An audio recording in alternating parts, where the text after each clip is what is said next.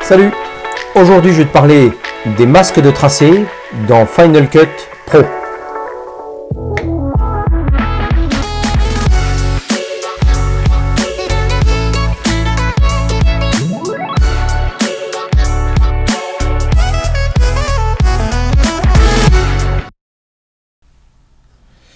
Eh bien nous voilà sous l'environnement de Final Cut Pro 10 avec nos deux séquences, nos deux plans composés.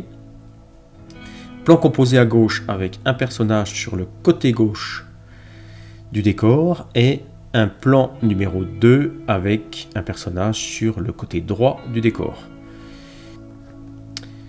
L'intérêt du masque de tracé, c'est venir combiner ces deux images de façon à avoir les deux personnages sur la même séquence vidéo.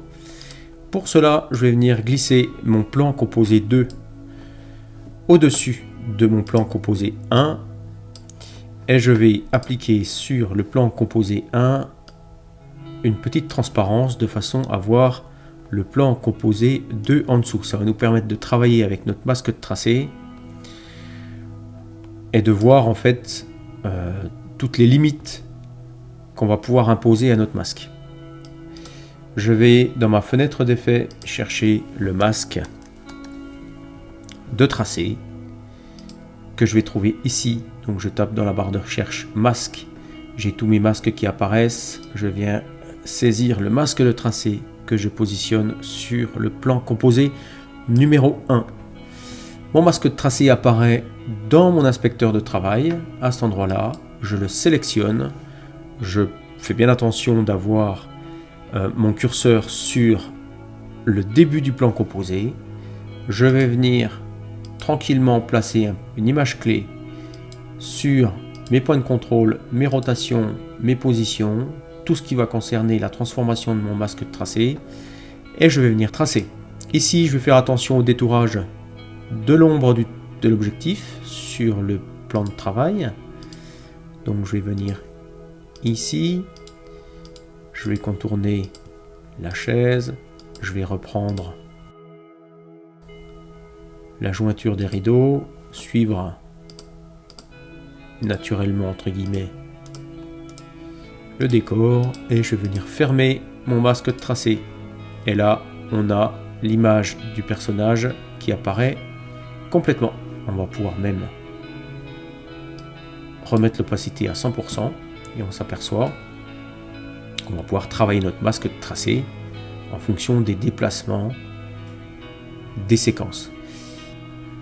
Je vais venir me déplacer avec la touche de direction droite de mon clavier, image par image, seconde par seconde, jusqu'à ce que j'ai besoin de déplacer le masque de tracé point par point s'il le faut, de façon à ce que chronologiquement on puisse intégrer l'image 1 à l'image 2 et vice versa.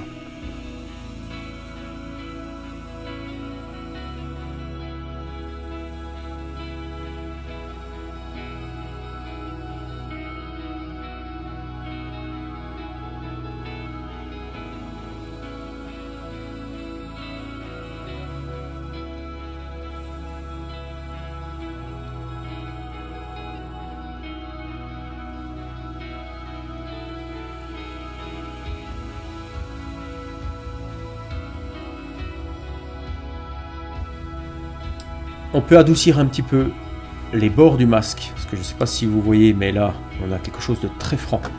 Donc on va pouvoir l'adoucir un peu. Donc dans mon masque de tracé sur mon inspecteur, on va pouvoir faire un adoucissement du masque et on va pouvoir régler un petit peu l'atténuation. Je vais la descendre un peu. Voilà, de façon à avoir quelque chose de moins tranchant. Et puis on a un petit souci d'exposition. Alors là, ça va se régler très facilement. On va aller dans l'exposition et on va venir à la fois augmenter ou diminuer l'exposition de ma séquence 1 et de ma séquence 2.